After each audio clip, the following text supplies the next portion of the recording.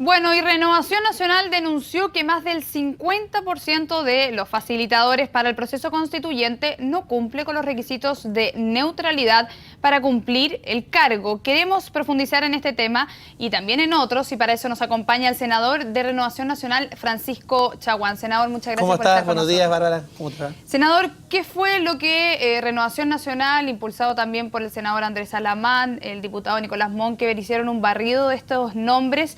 ¿Qué fue lo que encontraron y cuál es también su reclamo a la forma en que se determinaron los facilitadores? Bueno, lo primero es señalar que nosotros somos partidarios en Renovación Nacional de hacer ajustes importantes, modificaciones importantes a la Constitución, y eso es importante dejarlo claro. Nosotros abogamos efectivamente por un Estado que se acabe con esta hiperconcentración, con el hiperpresidencialismo que hoy día tiene desde el punto de vista del sistema político, pasando a un régimen semipresidencial, la hiperconcentración del poder y las atribuciones, pasando a un Estado descentralizado, pero unitario, y donde efectivamente es necesario hacer modificaciones sustantivas a la Constitución. Y en ese sentido, ¿cuál sería su propuesta? Nuestra propuesta, básicamente, Renovación Nacional tiene una propuesta constitucional que está terminando de elaborar con articulados concretos que nosotros esperamos someterlos justamente a la decisión del Parlamento y donde los procesos de participación ciudadana son muy importantes. Dicho eso, que es muy importante aclararlo, nosotros tenemos críticas respecto al actual proceso constituyente y particularmente respecto a los facilitadores que fueron contratados para este sistema, donde Renovación Nacional hizo logró cruzar los nombres de los facilitadores con efectivamente sus páginas y sus redes sociales, particularmente Twitter y Facebook, y donde claramente no cumplen con el requisito de la neutralidad, que era uno de los requisitos necesarios para la contratación de estos facilitadores. Por tanto, nosotros sí somos partidarios de un proceso de participación ciudadana. Sí creemos que hay que modificar la Constitución, pero creemos claramente que el proceso constituyente iniciado por este gobierno adolece de la neutralidad necesaria, sobre todo cuando estamos a puertas de un proceso electoral, municipal, parlamentario y presidencial. ¿Qué pasa con respecto a los facilitadores? ¿Qué es lo que esperan ustedes en el caso de neutralidad? Porque también, por otra parte, desde Chile Vamos han denunciado que muchos facilitadores no fueron incluidos, que cumplían con los requisitos mínimos, tenían estudios, pero, por ejemplo, trabajaron en el gobierno de Sebastián Piñera, entonces también ellos no deberían estar porque tampoco cumplirían con el estándar de neutralidad.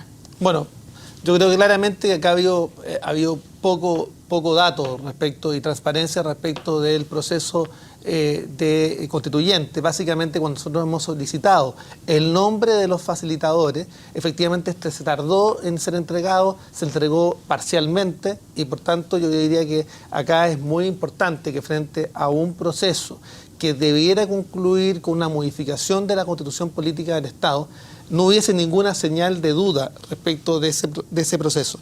Y uno de los temas complejos es que, primero, no se han entregado todos los datos.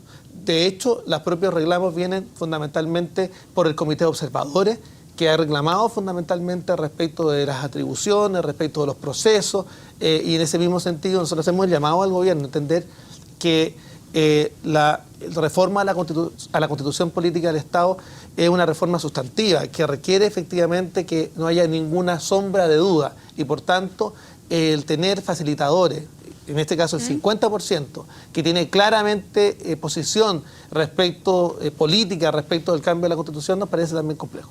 ¿Cómo se debe hacer? Porque esta selección fue por alta dirección pública, es decir, que lo que buscaba también y lo que aseguró el gobierno es que iba a ser imparcial y que se iba a buscar entonces que no hubiera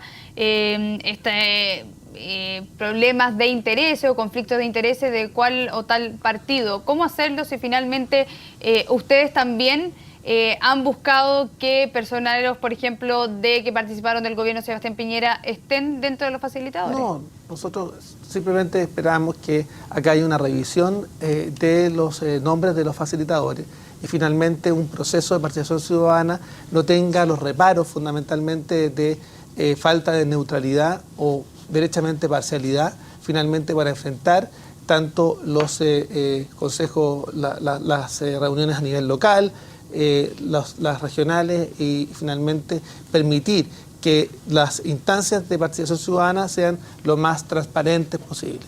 ¿Qué pasa, senador? La semana pasada Chile Vamos se reunió con el Consejo de Observadores, con el Consejo Ciudadano de Observadores, en el que le plantearon que este Consejo tenga mayores facultades para fiscalizar.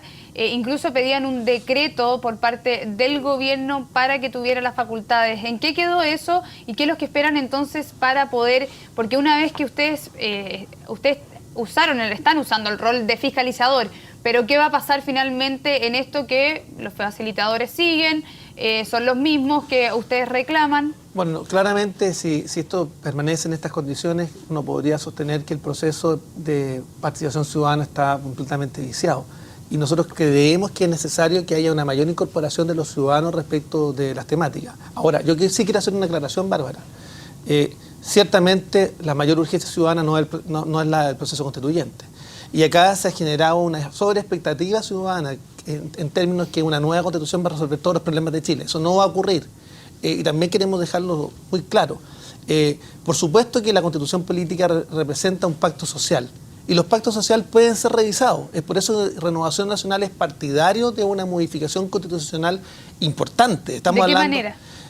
Nosotros creemos que la solución para proceder a la modificación constitucional es a través de los poderes del Estado que están facultados para ello. Y por tanto el Parlamento tiene efectivamente las facultades para modificar la Constitución. Nosotros somos partidarios de cambiar este Estado centralista, este Estado que ahoga, este Estado que tiene la concentración fundamentalmente de sus decisiones en la región metropolitana a un traspaso de facultades, generar un Estado descentralizado de verdad, unitario descentralizado. Los temas que hizo en relación con el cambio del régimen político, de un sistema hiperpresidencialista donde el presidente de la República de turno sigue siendo el principal colegislador en Chile, con las urgencias legislativas, que esto la gente no lo conoce. El Ejecutivo, el gobierno de turno le pone urgencia a un proyecto de ley y este es el que tiene que ser objeto de discusión en el Parlamento. El Parlamento y las comisiones no tienen autonomía finalmente para fijar sus propias prioridades. Esos son los temas que hoy día tiene el país y que enfrentan finalmente a un Estado moderno, un Estado donde se atomice el poder y donde efectivamente las regiones también puedan impulsar un margen mayor de desarrollo. Pero respecto a los ciudadanos que adhieren a sus ideas, ¿deben participar en el proceso constituyente considerando que ustedes dicen que está viciado, que es ilegítimo, que finalmente está controlado por el gobierno y que no está dando cabida a todos? Por supuesto, nosotros vamos a estar atentos a lo que finalmente resuelva el Comité de Observadores. Nosotros esperamos que finalmente esta falta de neutralidad y esta denuncia que se ha hecho por parte de Renovación Nacional sea acogida y tengamos una respuesta en el más breve plazo, pero creemos que si esto no se corrige, claramente el proceso está viciado. ¿Y eso significa no participar? Eso significa efectivamente no participar, por supuesto. ¿Cree que eso le hace bien al proceso eso no le hace bien, eso no le hace bien, porque yo creo que es necesaria mayor participación ciudadana, pero es necesario que también el Comité de Observadores debe tomar todas y cada una de las medidas respecto de esta falta de neutralidad o directamente la parcialidad de aquellos que están a cargo del proceso de participación ciudadana.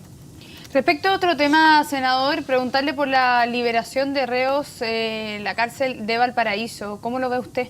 Es una señal preocupante. Yo diría que este es uno de los temas de mayor preocupación ciudadana y que lamentablemente no tiene el foco de prioridad por parte del Ejecutivo.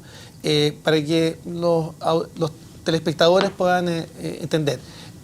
Todos los años se realiza el comité que otorga las libertades condicionales. El promedio de otorgamiento de libertades condicionales en la región de Valparaíso era en promedio del 7%. Este año pasó del 7 al 80%. Esto significa que 724 reos fueron liberados el día sábado de los centros penitenciarios de la región de Valparaíso. Incluso uno de ellos alcanzó a estar menos de 24 horas de libertad, porque fue aprehendido por la comisión de otro delito. Por tanto, este es un tema que nos preocupa y por eso hemos pedido que la Corte de Apelaciones pueda informar respecto a cuáles fueron los criterios. De este comité fue excluido los seremis de justicia en virtud de una modificación legal durante el gobierno del presidente Piñera y por tanto, efectivamente, poco hizo relación con una intención gubernamental, sino más bien un criterio del Comité de Asignación de las Libertades Condicionales y queremos que se explique cómo puede pasar de un promedio anual en los últimos años del 7% a un 80%. Y en circunstancias de que justamente estábamos reunidos con la comunidad, en la comuna de Concord, en una reunión de más de 5 horas, trabajando con las policías, trabajando con la PDI, trabajando con Carabineros de Chile, para los efectos de mejorar la seguridad pública, generando herramientas para que los propios ciudadanos sean protagonistas de la seguridad pública. Finalmente tenemos este tipo de decisiones que efectivamente es un retroceso completo y genera más incertidumbre, más inseguridades a la población en cada una de las comunas de la región de Valparaíso. ¿No se sabe cuáles fueron las razones? No, nosotros hemos pedido que se clarifique cuál finalmente va a ser el criterio que determinó este cambio de actitud por parte del Comité de Asignaciones de Libertades Condicionales. ¿Existe hacinamiento en la cárcel de Valparaíso? Absolutamente. A ver, un tema dice relación con que tenemos una agenda corta antidelincuencia y nosotros queremos sacarla adelante. Creemos que establecer herramientas a las policías, restablecer la autoridad de las policías es necesario, es oportuno. Creemos que el maltrato de obra carabinero, cuando no deja señales físicos, debe ser sancionado como corresponde. El tema del control preventivo de identidad, que no es detención por sospecha. Yo soy contrario a la detención por sospecha, pero finalmente este es una herramienta que permite que los ciudadanos entreguen parte de su libertad para los efectos de un bien jurídico superior, que es la seguridad pública, simplemente en establecer los mecanismos para tener un control de identidad, pensando que además tenemos 66.000 órdenes de detención pendientes y donde ni siquiera tenemos un banco unificado de datos donde las órdenes de detención que tiene la PDI no las conoce Carabineros y viceversa. Este es un tema que tenemos que resolver.